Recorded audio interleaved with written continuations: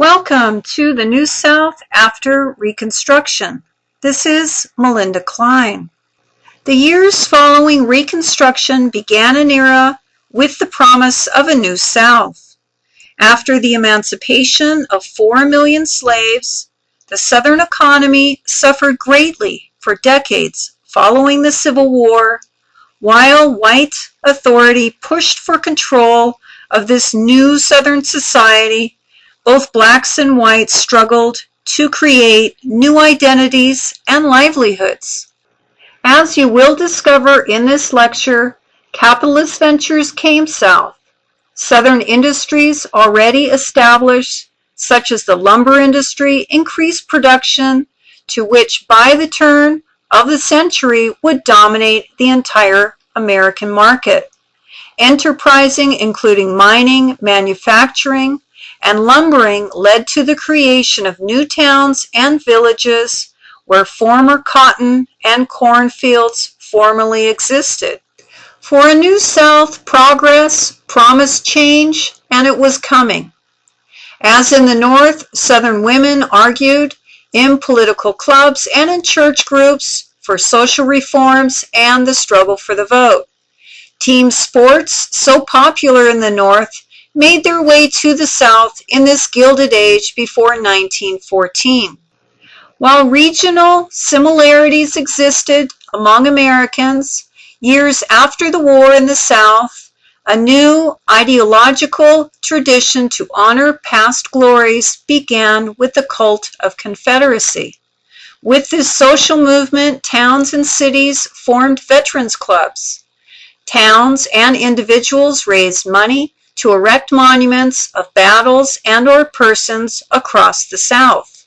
This illustration of cultural history of the New South demonstrates a transition from the past, while a need by these Southerners to reestablish elements of this honor in the face of industrial capitalism that promoted a pluralistic society, promoting equal rights under the law, men and women, regardless of race, to earn the same wages for jobs, pay the same rents, not to be treated differently. In the Gilded Age, black and white Southerners traveled to faraway lands to serve their country like their northern and western counterparts, served as combatants in the Spanish-American War. This experience in wartime exposed Southern black men to societies and cultures of other peoples in Cuba and also the Philippines. After this experience, Southern blacks began to advocate reforms to their second-class citizenship after serving as veterans. But this effort was a long struggle, and oftentimes this struggle was struck down with violence by whites professing their authority over them. Critics of the coming of Southern industry after Reconstruction advocated it was unsuccessful. This is typically viewed from a Northern industrial point of view.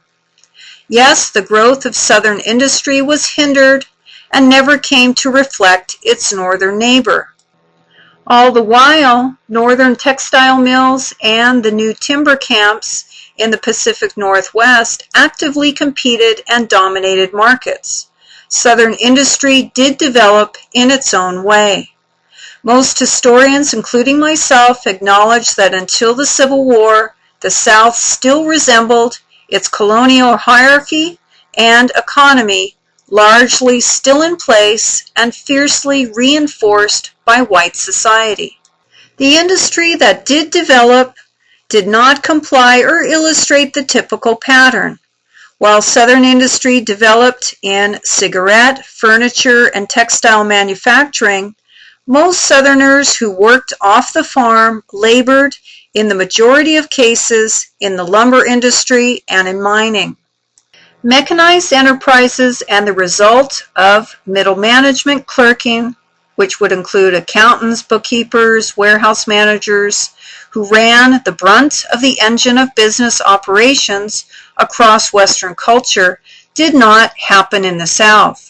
These men with good math skills were not needed.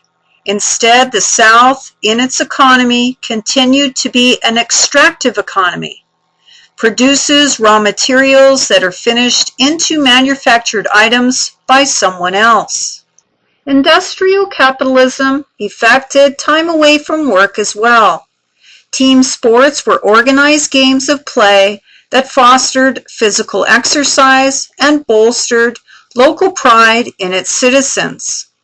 For the most part, team sports were established in schools and by rival towns by the 1890s. With team sports, this seemed to reflect what was happening to the youthful nation barely a century old. Team sports reflected a youthful, fit nature, strong and willing to defend their ideals. Like her northern counterpart, the new woman came south. By the 1880s, Southern white women were no longer assuming the long-standing, quiet, and submissive, complete personality so associated with a compliant wife or daughter. Southern women advocated intellectually their constitutional right to petition and address the following issues: the question of the age of consent, the question to create reform schools or industrial schools for girls, the question to create legislation targeting liquor and licensing, and the question of women's suffrage. This is voting.